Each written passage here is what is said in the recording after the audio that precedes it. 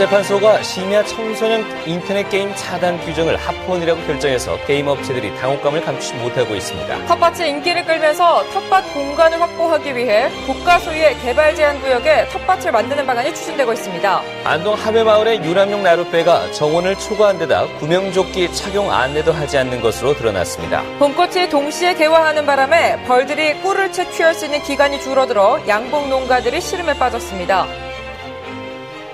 네, 시청자 여러분 안녕하십니까? 5월 14일 수요일 아침 대구 MBC 뉴스투데이입니다.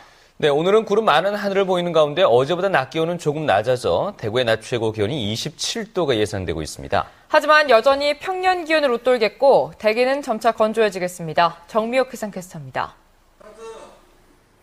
때이른 더위가 오늘은 조금 누그러들겠습니다. 오전부터 구름 많다가 오후에는 잠깐 맑아지는 지역도 있겠는데요. 하지만 어제 30.7도까지 올랐던 대구의 낮 최고 기온은 27도에 머물겠고 안동도 2도가량 내려가겠습니다. 경북 대부분 지역의 낮 기온이 어제보다 낮긴 하겠지만 여전히 평년 기온보다는 높겠는데요. 바깥 활동하기에는 무난하겠습니다. 일부 내륙 지역에서는 옅은 안개가 끼는 곳이 있겠습니다. 또 오전에는 일시적으로 미세먼지 농도가 약간 높은 단계까지 오를 가능성이 있는데요. 외출하실 때는 참고해 주시기 바랍니다. 이렇게 평년 기온을 웃도는 날씨가 계속되는 만큼 우리 지역의 대기는 점차 건조해지고 있습니다. 각종 화재 예방에도 주의하셔야겠습니다. 날씨였습니다. 청소년들의 심야 인터넷 게임을 강제로 차단하는 법규가 합헌이라는 헌법재판소 결정이 내려져서 지역 게임 업체들이 게임 산업이 위축될까 우려하고 있습니다. 금교신 기자가 취재했습니다. 지난달 24일 헌법재판소는 16세 미만 청소년들의 심야 인터넷 게임 접속을 막도록 한 청소년 보호법, 즉 강제 셧다운제에 대해 합헌 결정을 내렸습니다. 헌법재판소는 강제 셧다운제가 청소년의 인터넷 게임 중독을 예방하려는 입법 목적이 정당하고 이를 위해 일정 시간대에 인터넷 게임 제공을 일률적으로 금지한 것 또한 적절한 수단이라며 합헌 결정을 내렸습니다. 이번 결정에 따라 심야에 청소년에게 인터넷 게임을 공급할 경우 2년 이하 징역 또는 1,000만 원 이하의 벌금에 처해지게 됩니다. 차세대 문화 콘텐츠 산업으로 주목받으면서 지난해 1,500억 원의 관련 매출로 상승세를 이어가던 지역 게임 업체들은 헌재의 결정에 당혹감을 감추지 못하고 있습니다. 무엇보다 청소년 문화인 게임을 마치 마약이나 도박과 같이 청소년에게 해악을 미치는 것으로 법원이 낙인을 찍었다고 보기 때문입니다. 직접적인 경제적인 그런 것도 있겠지만, 어떤 종사하는 사람들의 어떤 사기 문제라 할까, 어떤 그런 것들이 영향을 미치죠. 강제 셧다운제가 제대로 지켜질지에 대한 의문도 제기합니다. 아이디를 어머님 아이디를 어떻게 쓴다든가 또 이런 또 악영향일 수도 있고요. 실효성 부분에서도 좀 떨어지는 건 사실이고요. 문화에 대한 과도한 규제가 과연 합당한가에 대한 의문도 제기되고 있습니다. 국가가 직접적으로 개입을 해서 그런 식으로 강제한다는 것 자체가 기본적으로는 문화의 개념 자체에 위배된다고 보거든요. 문화의 가장 중요한 개념이 다양성이고 자율성이라고 했을 때 소수 의견을 낸 헌법재판관도 과도한 규제로 국내 인터넷 게임 시장이 위축될 우려가 있어 법익의 균형성을 갖추지 못했다면서 반대 의견을 내 이번 결정이 장기적으로 게임 문화와 게임 산업 발전에 적지 않은 부정적 영향을 미칠 것으로 우려되고 있습니다. MBC 뉴스 금교신입니다. 대구시가 내년 국비 확보 목표를 3조 원 이상으로 잡고 총력전을 펼치기로 했습니다. 대구시는 이를 위해서 창조와 혁신, 일자리 창출, 안전 등 정부 정책에 맞는 새로운 사업과 전략 사업을 발굴하고 공모 사업에도 적극적으로 응모하기로 했습니다. 실국별로 국비 확보 현장 대응팀을 운영하고 간부 공무원들이 오늘부터 기획재정부 등 중앙부처를 잇따라 찾아 지역 현안 사업이 내년 정부 예산안에 담길 수 있도록 노력하는 등 정부 예산 편성 일정에 맞춰 단계별 탄력적으로 대응하기로 했습니다. 대구시가 2013 회계연도 결산을 한 결과 채무가 한 해 전보다 284억 원이 줄어든 것으로 나타났습니다. 대구시는 차입금과 지방채 증권 등이 포함된 예산 회계상 채무는 지난해 말 현재 1조 9,379억 원으로 한 해 전보다 284억 원이 줄었다고 밝혔습니다. 재정지원금 미지급액과 장기 미지급금 등까지 포함한 재무회계에 의한 부채는 공사 공단까지 포함해서 3조 2,036억 원으로 한 해 전보다 2,018억 원이 줄었다면서 대구도시공사가 1,404억 원이 줄어서 감소폭이 두드러졌다고 덧붙였습니다.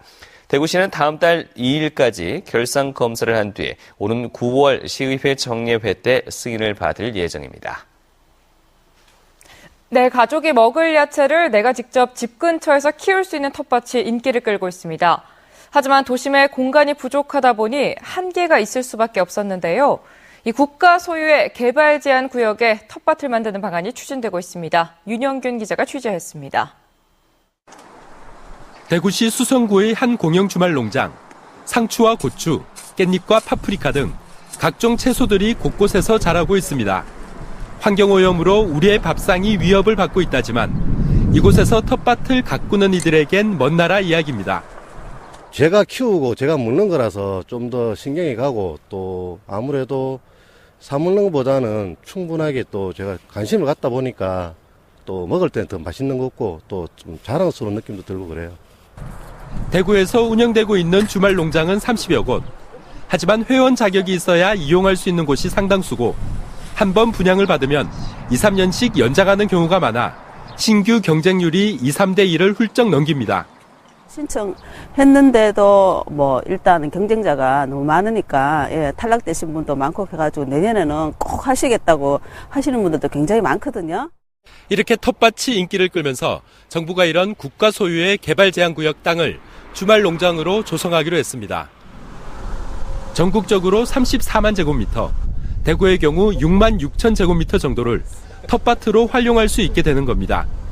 토지 구입 비용이 필요 없기 때문에 지금보다 훨씬 싼 가격에 분양을 받을 수 있습니다.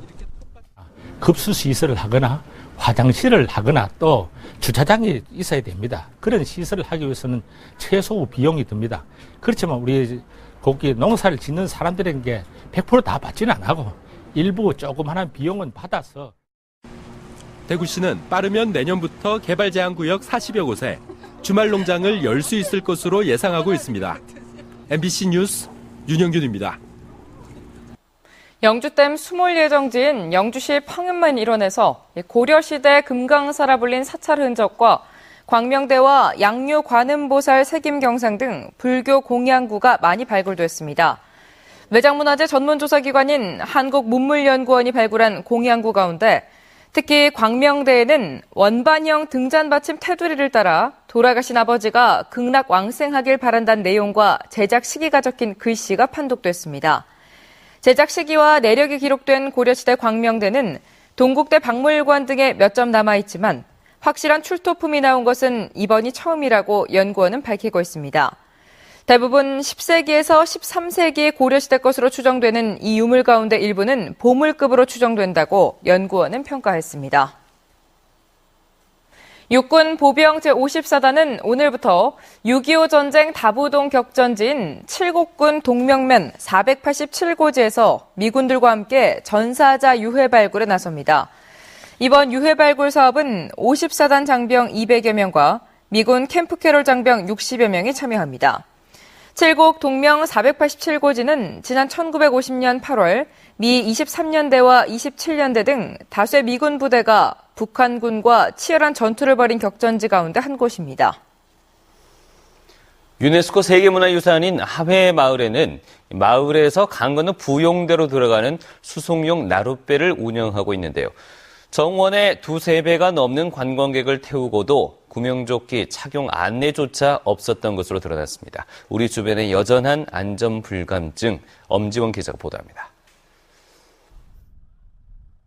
하회마을 내 위치한 나루터에 낡은 목선이 한 척 세워져 있습니다. 하회마을 관광의 백미로 꼽히는 마을을 휘감아 흐르는 하회의 절경을 보기 위해선 이 배를 타고 200여 미터를 건너 부용대에 올라야 합니다. 최근 특별 점검 결과 2009년부터 5년째 운항 중인 이 목선은 정원 12명의 2-3배를 초과하는 관광객을 태운 것으로 드러났습니다.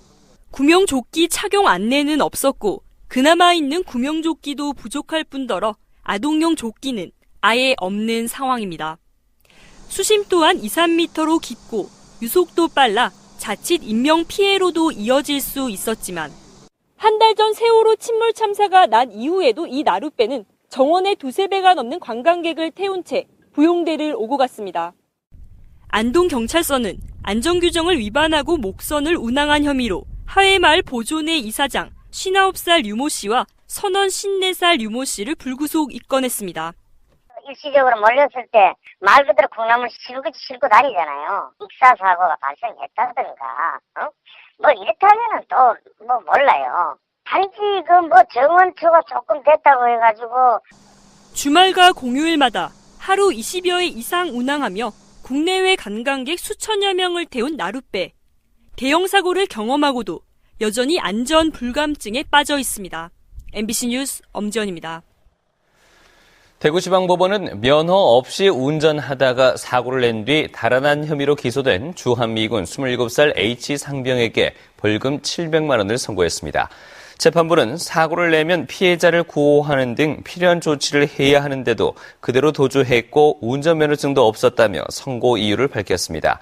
H상병은 미군기지 캠프 캐롤에 근무하다 지난해 8월 25일 새벽 1시 20분쯤 대구시 중구 삼덕동에서 무면허 운전을 하다가 2차례 접촉사고를 일으켜 상대방 운전자가 다쳤는데도 아무런 조치 없이 달아났다가 기소됐습니다.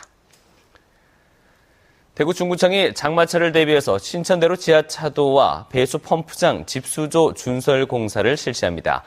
이에 따라서 오늘 저녁 10시부터 다음 달 3일 오전 6시까지 신천교에서 수성교 사이 작업 구간 1개 차로를 통제합니다.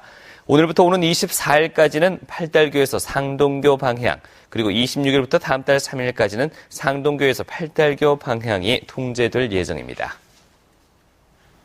올해 봄꽃이 전국적으로 동시에 개화해 꿀 채취 기간이 줄어든 양봉 농가들은 걱정이 큽니다. 아카시에 의존하고 있는 양봉 산업의 활로를 열기 위해서는 벌들이 꿀을 채취할 수 있는 다양한 식물을 심어야 한다는 지적이 나오고 있습니다. 김기영 기자가 보도합니다. 낮 기온이 30도까지 오르자 비로소 벌의 날개짓이 왕성합니다. 불과 사흘 전까지 찬바람이 불어 벌이 활동을 못했고 큰 일교차로 꽃이 꿀을 분비하지 못해 농민들은 애간장을 태웠습니다. 그렇다고 시름이 완전히 가신 것은 아닙니다. 꿀 생산량의 70%를 차지하는 아카시의 개화가 전국적으로 2, 3일 차이로 동시다발적으로 진행됐습니다. 이 때문에 포항에서 강원도 최북단까지 한 달 가까이 아카시 꽃을 따라다니며 너다섯 차례 꿀을 따던 예년과는 달리 올해는 2번 정도밖에 채밀할 수 없게 됐습니다. 꿀의 품질은 지장이 없지만 양이 크게 줄게 됐습니다. 여기 안 되면은 강원도 울진부터 이렇게 다녔는데 지금은 동시다발적으로 피니까 한 번 아니면 2번 그걸로 끝입니다. 양봉 농가들은 개화 시기가 다양한 밀원식물 조성을 바라고 있습니다. 산불이 난 지역이라든가 아니면은 도로 공사하고 절개지라든가 이런데 헛개나무나 아니면은 모감주나무라든가 이런 걸 심어가지고 포항시는 산불 피해 지역에 밀원식물을 심어 관광 자원은 물론 양봉 농가에도 도움을 줄 계획입니다. 이제 앞으로는 내화 수림들을 기본적으로 심고 경관도 향상시키면서 밀월식물을 식재해서 농가 소득도 향상시키는 방안도 함께 고려하고 있습니다. 양봉은 단순히 꿀 채취에서 그치지 않고 기능성 식품과 천연 항생물질 생산 등 부가가치도 높은 데다 식량 자원의 수정에도 지대한 영향을 미치는 만큼 기후변화로 위기에 처한 벌의 연구와 지원이 필요합니다. MBC 뉴스 김기영입니다. 6.4 지방선거를 앞두고 우편물 증가에 따른 특별소통대책이 추진됩니다. 경북지방우정청은 선거일인 6월 4일까지를 특별소통기간으로 정해 도내 31개 우체국의 특별소통대책반을 운영하고 신속한 배송을 위한 비상근무 체제에 들어간다고 밝혔습니다. 이 기간 도내 선거 관련 우편물은 투표용지 관련 36만 통, 선거 공보 관련 210만 통, 정당 홍보물 114만 통 등 모두 360만 통에 달할 전망입니다. 국내외에서 15차례 개인전을 가진 사진작가 장국현 씨가 소나무를 주제로 한 개인전을 대구문화예술회관에서 열고 있습니다. 이달 18일까지 열리는 이번 전시회에서는 우리나라 소나무를 대표하는 울진대왕 금강송과 지난 2012년 태풍 볼라벤으로 쓰러진 괴산 왕소나무의 원래 모습을 찍은 사진을 실물을 접하는 것처럼 초대형 병풍으로 제작해 눈길을 끌고 있습니다. 또 수령 600년이 된 정의품송의 원형 그대로의 모습과 우리나라 나무 가운데 수령이 가장 많은 울릉도 향나무의 사진도 선보이고 있습니다. 국립농산물품질관리원은 FTA에 따른 원산지 표시 대상 품목의 증가와 자율관리 기능 강화를 위해 원산지 표시 우수업체 지정 제도를 전면 개편합니다. 원산지 표시 우수업체 진입 장벽을 낮추기 위해 이 지정 대상을 가공 판매업체와 모범업소로 지정받은 일반 음식점에서 집단 급식소, 위해요소 중점관리 기준 인증을 받은 휴게 음식점까지 확대합니다.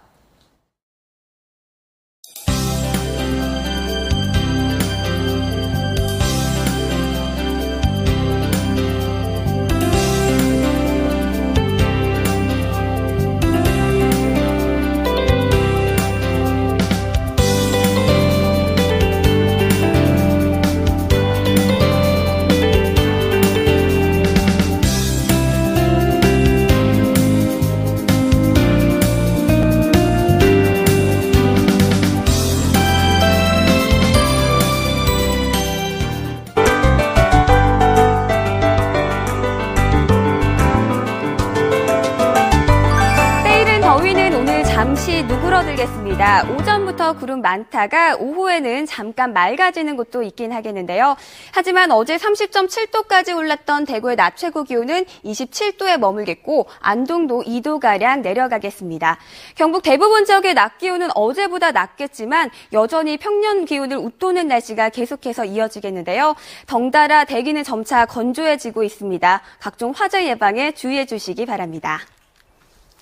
현재 우리 지역은 구름으로 덮여있는 모습입니다. 오늘은 고기압의 가장자리에 들며 많은 구름과 함께하겠는데요. 오전에는 옅은 안개가 끼어있는 곳이 있겠고 또 일시적으로 미세먼지 농도가 약간 높은 단계까지 오를 가능성이 있습니다. 외출하실 때는 참고해 주시기 바랍니다. 대구는 현재 19도로 아침 공기는 매우 포근합니다. 낮 최고 기온은 대구 27도, 청도는 25도가 예상됩니다. 현재 구미는 16도 가리키고 있는데요. 한낮에는 어제보다 기온이 내려가 26도를 웃돌겠습니다. 봉화는 다른 지역보다 기온이 낮아 9도 보이고 있습니다. 북부 지역의 낮 최고 기온은 26도에서 28도 분포 보이겠습니다.